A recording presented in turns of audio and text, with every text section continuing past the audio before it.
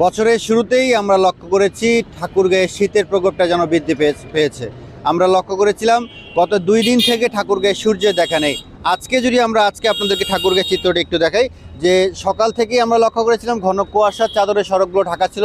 এখন যদি আমরা লক্ষ্য করি যে কুয়াশা কিছুটা কেটে গেলেও ঠাকুরগাঁয়ে যে একটি কনকনে শীতের কনকনে একটি বাতাস অনুভূত হচ্ছে, এই বাতাসে কনকনে একটি শীত অনুভূত হচ্ছে। ঠাকুরগাঁয়ের জনজীবনে অনেকটা স্থবিরতা নেমে এসেছে। আমরা লক্ষ্য করেছিলাম এই শীতে বিপাকে পড়েছেন কিন্তু খেটে খাওয়া নিম্ন আয়ের যে মানুষগুলো রয়েছেন তারা। আমরা যে জিনিসটি লক্ষ্য করছি, সড়কে যে যানবাহনগুলো চলাচল করছে তারা কিন্তু সেই যানবাহনগুলো কিন্তু হেডলাইট জ্বালিয়ে চলাচল করছে। অপরদিকে আমরা শহরের বিভিন্ন স্থানে দেখেছি যে খড়কুটো জ্বালিয়ে যে নিম্ন আয়ের খেটে খাওয়া মানুষ রয়েছেন তারা খড়কুটো জ্বালিয়ে শীত নিবারণের চেষ্টা করছেন।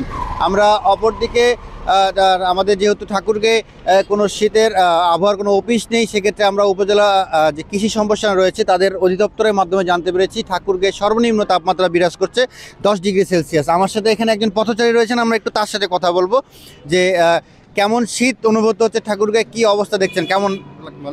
2 দিন ধরে অনেক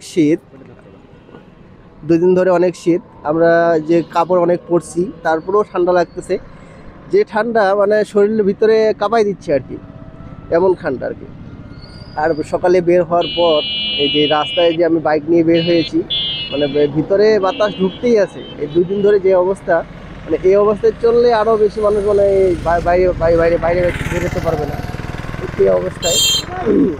এমন তো আমরা যদি কেউ বের হই বাসা থেকে, অবশ্যই একটু শীতের কাপড় নিয়ে বের হতে হবে। ধন্যবাদ। যেমনটি উনি বলছেন, আপনারা শুনছেন যে যেহেতু মোটরসাইকেল নিয়ে বাসা থেকে বের হয়েছে, শীতের যে কি বাতাস যে বসে এই হিমেল কনকনে বাতাসে অনেকটাই জনজীবনে স্থবিরতা নেমে এসেছে। আমরা কথা বলেছিলাম ঠাকুরগাঁও জেলা প্রশাসকের সঙ্গে, তিনি যে বিষয়টি জানিয়েছেন ঠাকুরগাঁয়ে 80,000 কম্বলের বরাদ্দ চাওয়া হয়েছিল, এর মধ্যে এখন অবধি 11,000 কম্বল এসেছে। এছাড়া সরকারিভাবে 15 লক্ষ টাকা বরাদ্দ এসেছে শীতবস্ত্র ক্রয়ের জন্য। এছাড়াও জেলা পরিষদ, পৌরসভা, উপজেলা থেকে শুরু করে বিভিন্ন জায়গা থেকে শীতবস্ত্রের জন্য বিভিন্ন অর্থ বরাদ্দ এসেছে, সেগুলো দিয়ে শীতবস্ত্র ক্রয় করে সেগুলো বিতরণ করা হবে। ইতিমধ্যে আমরা লক্ষ্য করেছি গতকাল তিনি যে জেলা প্রশাসক রয়েছেন তিনি রাত্রেবেলা বিভিন্ন যে মাদ্রাসাগুলো রয়েছে সেই মাদ্রাসাগুলোতে যাচ্ছেন এবং সেখানে যে এতিম শিশুরা রয়েছেন তাদের মাঝে শীতবস্ত্র বিতরণ করছেন। তিনি যে বিষয়টি বলছেন যে একেবারেই যাদের একান্তই প্রয়োজন সেই শীতবস্ত্রগুলো তিনি সেই ব্যক্তিদেরকে শীতবস্ত্র দিচ্ছেন, এমনকি নিজে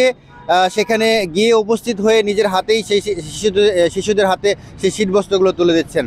আমরা লক্ষ্য করেছিলাম এই শীতে, যদি বলি যে নতুন বছরের শুরুতেই যে শীতের যে একটি কনকনে ঠান্ডা, আমি যে এখন যে জায়গাটায় দাঁড়িয়ে আছি যে একটি হিমেল বাতাস বইছে, এই হিমেল বাতাসে এই জায়গাটায় দাঁড়িয়ে থাকাটাও যেন অনেকটা কষ্টদায়ক হয়ে দাঁড়িয়েছে। তো এখন অবধি এই ছিল ঠাকুরগাঁও থেকে আমার কাছে শীতের সর্বশেষ খবর।